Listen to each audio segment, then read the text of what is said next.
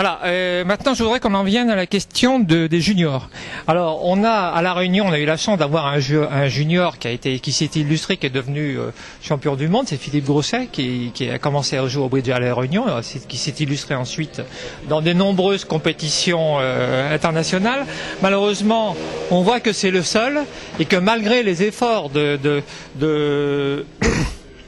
développement, d'essayer de susciter, toujours on le voit dans les revues, les juniors, on voit que la moyenne d'âge des joueurs ne fait que d'augmenter. Et alors, bon, allez, je me lance un petit pavé dans la mare là.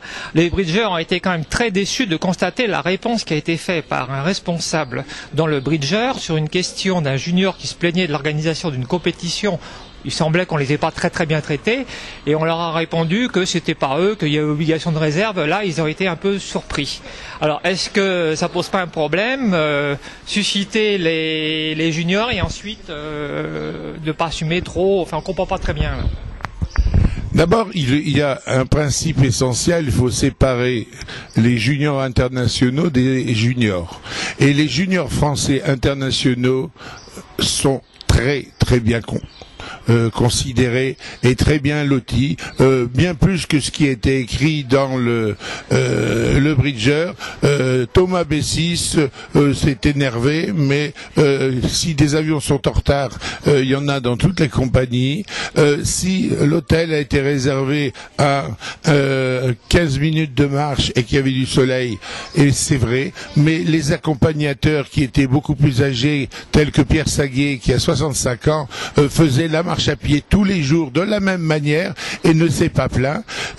La réalité, c'est qu'il y a eu un dysfonctionnement au sein de l'université du Bridge, puisque la personne qui était responsable de l'organisation de cela avait quitté la fédération et que le nouveau directeur de l'université du Bridge n'avait pas encore acquis toutes les compétences et toutes les connaissances pour pouvoir organiser ce championnat. Donc il y a des choses où il faut de temps en temps tourner sa langue dans sa bouche avant de parler. Maintenant, au niveau des juniors, là c'est un autre problème et c'est un problème qui me tient terriblement à cœur. Mais là, il faut savoir que pour faire des juniors, il faut faire des cadets et que pour faire des cadets, il faut faire des scolaires. Donc, aujourd'hui, je ne dirais qu'une seule chose, œuvrons dans le sens du scolaire. Personnellement, je suis en contact avec le ministère de l'Éducation nationale pour signer une convention telle que la convention a été signée avec l'Éducation nationale et les échecs. Et j'ai même l'objectif d'arriver peut-être à faire du bridge une matière au bac, telle que la musique ou d'autres matières de ce genre.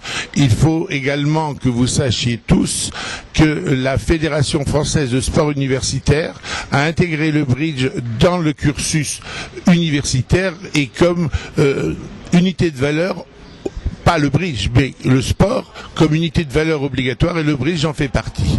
Donc, à ce niveau-là, nous avons un grand programme.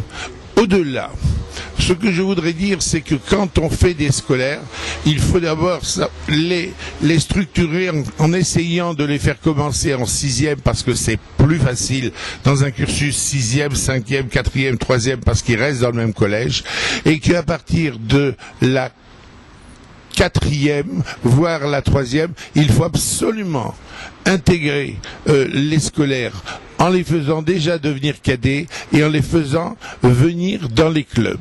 Et là aussi, nous avons une base de recrutement dans les parents des scolaires. Parce que quand vous me parlez de vieillissement, il est certain que tous les ans, les bridgers prennent un an, mais quand nous intégrons des parents de scolaires, comme je l'ai fait dans mon comité des Flandres avant d'être président du Nord-Pas-de-Calais, je peux vous dire que ça rajeunit la population.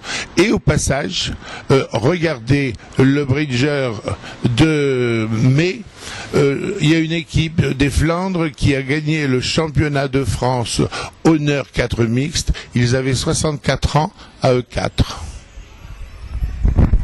Alors, toujours le problème, là, vous venez d'aborder, de développer le problème des jeunes. On est très content de nos politiques qui pourraient nous amener donc un renouvellement, mais on s'interroge un petit peu sur la question de ces jeunes qui vont être formés, qui vont apprendre, qui se passionnent pour le jeu. Je crois qu'à La Réunion, on a eu des écoles de bridge qui ont passionné, mais alors, on a l'impression que ces jeunes, on ne voit pas comment ils vont être accueillis dans des clubs où la moyenne d'âge, d'après ce que je crois les enquêtes le disent, atteint ou dépasse 70 ans. On ne voit pas comment ces jeunes vont pouvoir arriver là. Alors, la question que je vous pose, c'est quid de l'outil BBO? On a l'impression que la fédération est très frileuse concernant ce problème. Il y a eu à un moment donné un lancement qui a été quand même un gros pataquès de France BBO. Est-ce que vous pourriez pas nous développer un petit peu de relation? En étant clair, est-ce que la fédération a peur de BBO? Si nous avions peur de BBO, nous investirions pas autant d'argent sur BBO, car quand vous regardez toutes les retransmissions sur BBO du bridge français, elles sont intégralement financées par la FFB.